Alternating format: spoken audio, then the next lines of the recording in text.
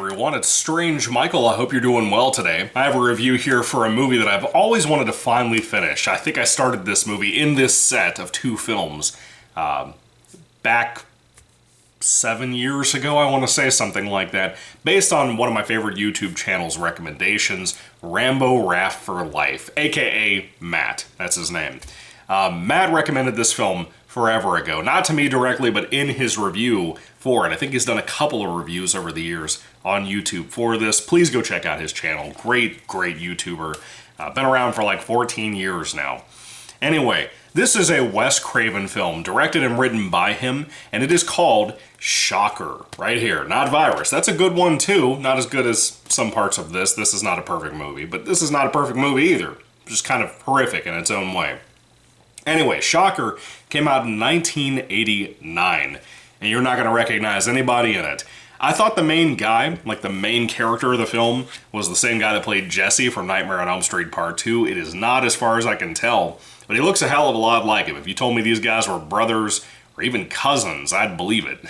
So anyway, Shocker is one that you may or may not have heard of. I've never heard of this. I kind of wish I had seen it when I was a kid, but it's a little wacky, you know? I'm not a huge Wes Craven guy. Outside of the first Scream film and the Nightmare on Elm Street movie, at least the original that he did, that's about it for me. Not really a big fan of New Nightmare the older I get. Most of Wes Craven stuff I think kind of suck ass.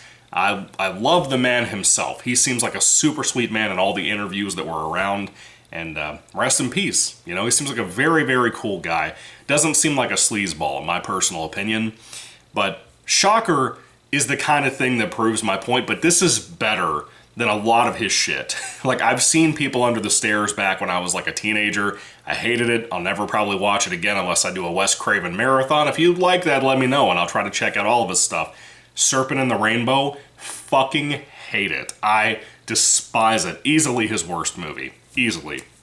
My Soul to Take is right there with it, but fuck, I'd rather sit through My Soul to Take than Serpent in the Rainbow ever again. I've tried to sit through Serpent in the Rainbow probably 3 times, and I have went into a coma almost every time. I finished the movie once out of those 3 viewings, and again, that's another one, Rambo Raft for Life, who talked about this movie Shocker so much. He loves it, and I don't get it.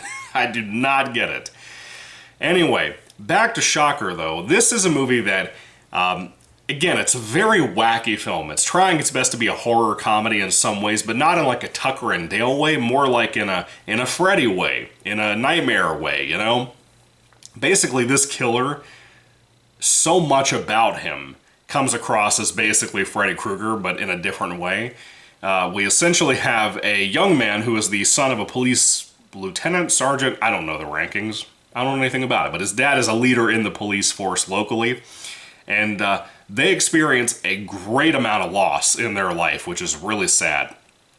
It's pretty horrifying, and actually, truly, and I mean this, kind of sad in this horror comedy. The son does a great job playing this up, and for some reason, after that event happens to he and his father, he seems to somehow be mentally connected in his dreams to the killer, who is named like Horace Pinker or something like that. Remember, this is like the second time I've ever seen this over the course of like 10 or 15 years. So forgive me if I get the names wrong. So our main character, Jonathan, who I can remember the name of, plays this role pretty good. The actor does. But he's seeing things of like this killer going after his next victims and so on and so on. And eventually it rounds back around to him again and hitting his life again in a horrifying way. The film is not extremely bloody, like extremely gory, but the emotional writing of some of these moments of this loss that hits this father and son kind of back to back, and how these two aren't really that close anyway, is kind of interesting. I kind of like it. I wish the film wasn't as wacky as it was, and I feel like a modern day remake by the right person, like James Wan or somebody, could really nail this and make it work even better and focus more on that father and son needing to bond thing again to really develop those two characters. Because at some point, Jonathan later on kind of goes kind of rogue away from his dad to try to solve issues. even working with some of his friends, you know, from school and whatnot to try to solve some of his issues going on around this killer and this killing spree that's happening. This killer that he begins to try to hunt down with his dad, even though this isn't the majority of the film, a lot of these killings are insane. There are so many people that this dude kills. Like, you don't see the majority of them, but you see quite a bit of them, enough to know, and even in the aftermath of a lot of those killings, how brutal this guy is. This Horace, whatever his name is, the killer, he has like a limp, and he seems to be targeting Jonathan specifically for some reason, and kind of the dad too. And you get more info on that later on. It's a little convenient, just a little bit, just gonna say. But the guy playing the killer is so goofy. He's so goofy. He's not a great actor, but he does not have a great script to work with, in my personal opinion. Nor does anybody, aside from the father and son duo, most of the time. This leaning more towards the comedy as a movie makes it difficult to kind of convince you that it's worth your time. And yes, I am trying to do that. This film is over the top. It's super cartoonish a lot of the time, but I think it's worth a watch, at least once in your life. By the way, I could have sworn there was a Shocker 2 that Wes Craven had nothing to do with. I could have sworn I've seen it listed on IMDb, and I think I've seen people mention it on Reddit, and it doesn't exist. So I had some weird Mandela effect situation with this supposed Shocker 2 existing, that apparently I got gaslit into believing it existed, and apparently it does not. Or the other way around, I don't know. Does Shocker 2 exist? Let me know. Please. Because I would like to see it, if it does. It's probably terrible, because this one ain't great, but still. So, this killer eventually gets caught. That's kind of a spoiler, but kind of not. It kind of takes a while to get there, too. I think this movie is like an hour and 40 minutes.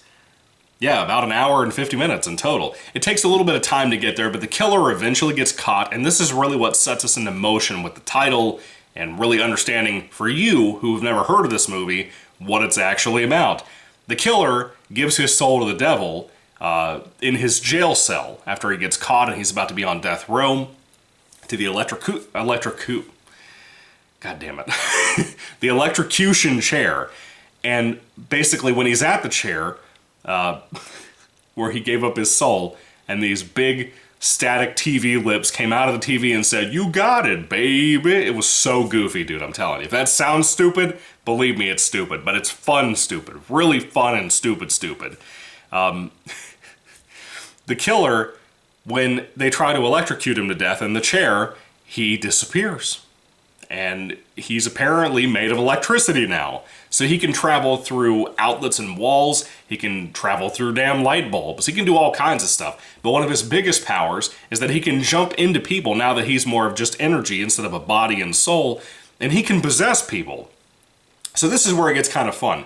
He may go from a random, chubby, out-of-shape security guard or something, realizing that that's a flawed body to take over. He might jump into like a kid's body, or a giant, massive, muscular bodybuilder or construction worker or something like that, to be able to go after our main character, Jonathan, who was the guy, he and his dad, who originally got this guy busted. And the killer seems to know that there's like a weird psychic dream connection between he and Jonathan. A lot of the logic around that doesn't make sense. Even by the end of the movie, it doesn't make sense on how that works. Is it Jonathan being a psychic of some sort? But how could he interact with things in the future that he can't? Is it because they're dreams? It doesn't make any sense. I'm not going to get into it too heavily, but if you've seen the film, it's a great example of more Wes Craven shit just not working out for me. But this is better than a lot of Wes Craven's total dog shit out there. Like, I've never seen Hills Have Eyes, 1 or 2 that Wes Craven made. I've never even bothered. They look boring. I've never seen the original Last House on the Left because it looks fucking boring. My mom tried to watch it. She hated it too. So I may get around to those at some point again during a Wes Craven marathon, but I don't see anything coming close to the cartoonish entertainment, especially in the ending of Shocker. Shocker is too much at the end of the film. It kind of ruins it a little bit. I mean, it was already goofy from the beginning, from the static lips coming out of the TV and saying, "You got it, baby." All that shit was too much anyway.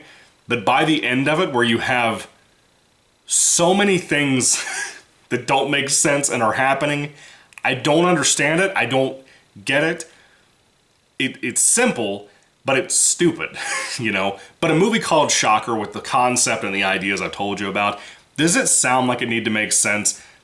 Not really. I just wish I could see somebody now that has the talent to be able to remake this and do something really cool. Not like an Oz Perkins type of person. That would be cool, but no. It wouldn't fit something like this. I want a modern-day schlock star to make this again.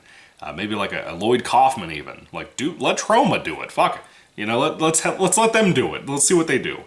The movie is too long. An hour and 50 minutes is way too long, and it takes too long to get to that setup of this killer who, after he gets electrocuted, by the way, the reason he looks a lot like Freddy, he has like the peeled skin and stuff from the helmet. Think of the Green Mile.